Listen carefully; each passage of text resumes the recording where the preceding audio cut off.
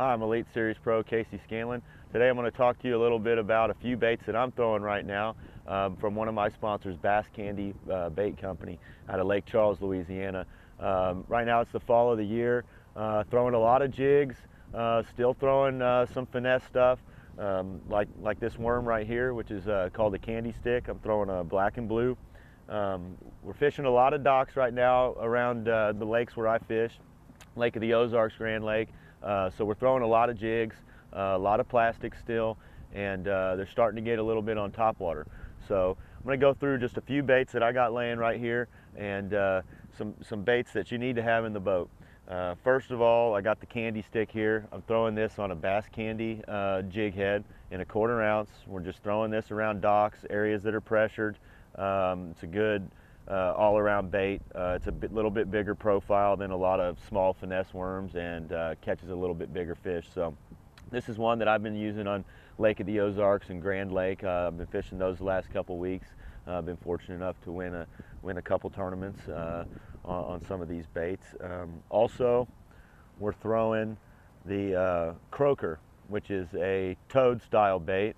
As you can see right here, it's got these little flaps right here which catch the water a little bit better than most frogs. A lot of these toads, the legs, won't want to kick, and they don't get as good of action in waves or wind.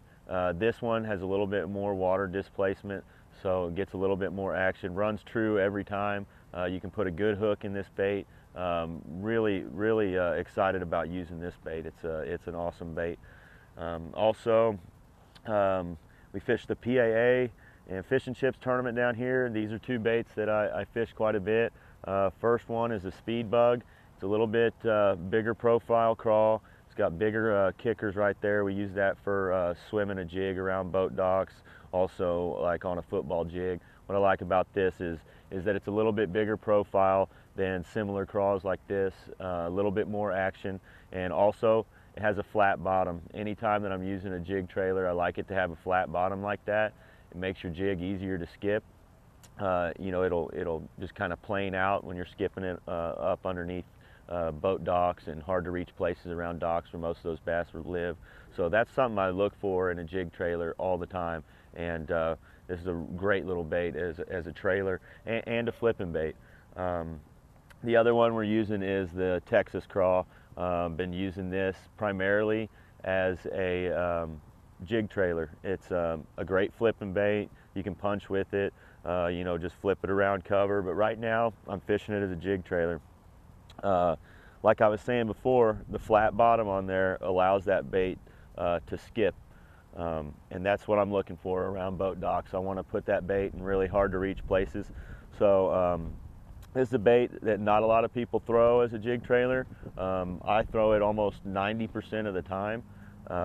It's a little bit bigger profile. It really resembles a craw, and I've had a lot of success the last few years throwing a beaver style bait like this Texas Craw on the back of a jig. Bass Kandie has a lot of really good products. They're out of Lake Charles, Louisiana, but these baits work all over the country. They got proven styles in their plastics. So really excited about being on board with them this year. Make sure to check them out. It's Bass Kandie, Kandi. Check them out at basskandie.com, and hopefully you'll catch more fish. Thanks.